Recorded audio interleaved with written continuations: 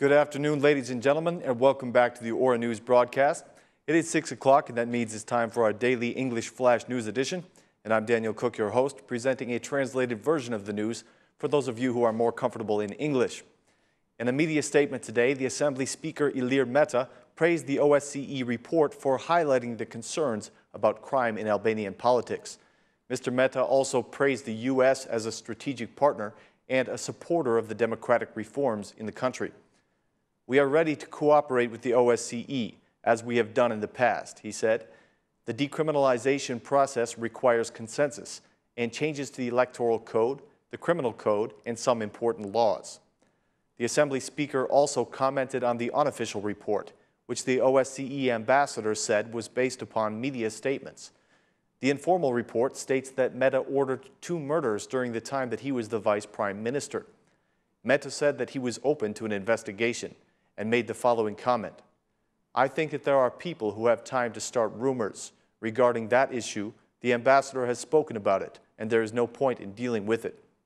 He went on to say that the decriminalization process is about to be finished, even though there are 2 different initiatives.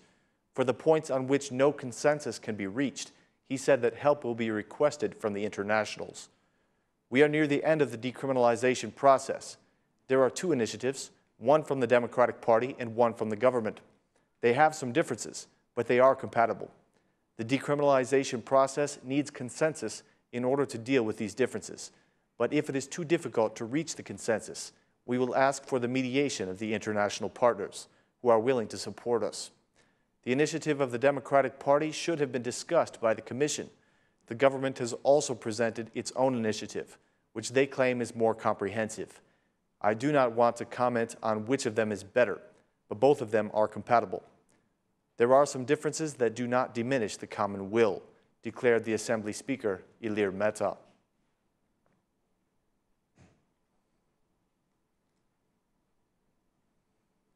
The Democratic Chairman Lulzim Basha was invited to be a guest last night on our program, The Unexposed, where he spoke about the decriminalization issue. He spoke about the request of the Democratic Party that people who are suspected of having a criminal past should have to be fingerprinted and have their history verified by the Interpol offices. Mr. Basha says that there are many more incriminated officials than are listed on the list of suspects that was delivered to the internationals. According to him, there are constitutional changes that need to be made in order to decriminalize the country's leadership. He also shared the opinion that the Prime Minister is ignoring the reports of the international partners.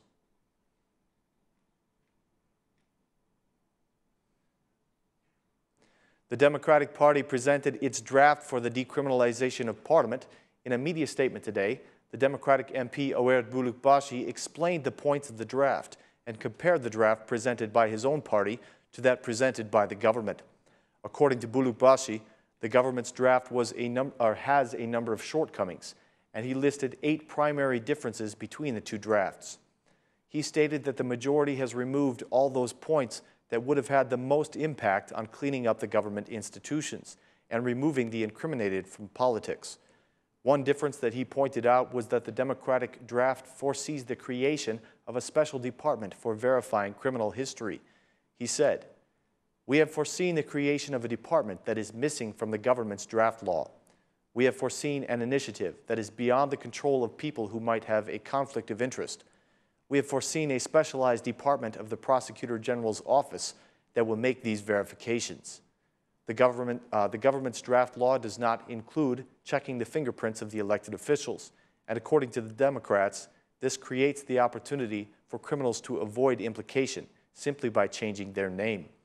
The Democratic Party feels that this provision is not negotiable, citing the case of the MP Mark Froku, who appears with 8 different names. The best way to see through this kind of situation is by using biometric data, which is a requirement of the draft that the Democrats say the government has removed. The removal of drug testing requirements was also unacceptable to the Democrats."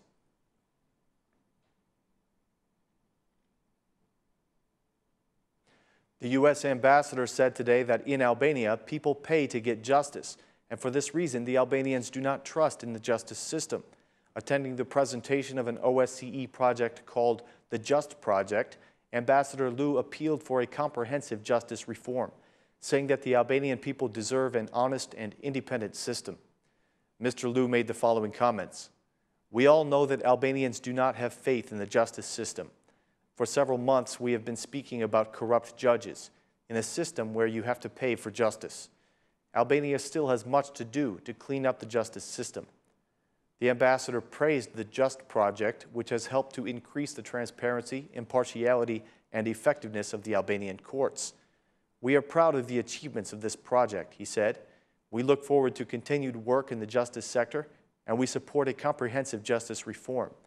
The Albanian people deserve an honest and independent justice system, and the JUST project has helped Albania to move closer to this goal," said the U.S. ambassador.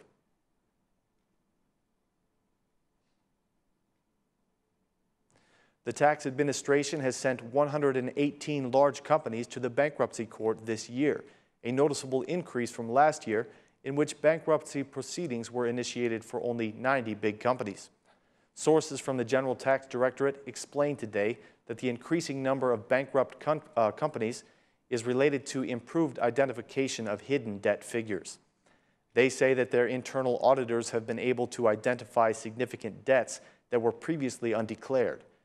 Tax law permits the administration to seek bankruptcy on behalf of a business when it has had passive status at the National Center of Registration for 2 years, which means that taxes are considered uncollectible. The business must be showing a capital loss for the past 3 years and cannot have performed any activities for a period of at least 2 years. In addition, the business must have outstanding obligations to the tax administration for at least a 2-year period. When these conditions are met, the administration is permitted to send the company to bankruptcy court. After the court approves the bankruptcy and sells off the assets of the company, the business owner is still obligated to pay any remaining tax debt. The Directorate currently estimates the tax debt to be around 90 billion lek, which is up from 72 billion lek a year ago. In their report, Doing Business, the World Bank highlights that the bankruptcy procedure in Albania is long and is one of the factors that worsens the business climate in Albania.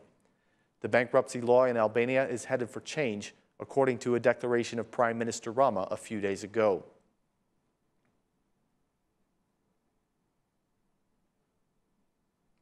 The Health Minister Ilir Becaj inaugurated some new cardiology equipment at the Tirana Hospital today. His visit to the hospital was met by many patients complaining about the lack of medicines and services in the hospital. Mr. Becaj chose not to respond and continued with the inauguration. However, he could not escape the queries of the journalists who questioned him about the lack of medical drugs in oncology, where people fight with death every day. To them, he responded, "A lot of work needs to be done for the full completion of the hospital and full supply of medicines." Then he stated to the relatives of one patient that the medicine that they were complaining about had in fact been distributed, but that they were not aware of it.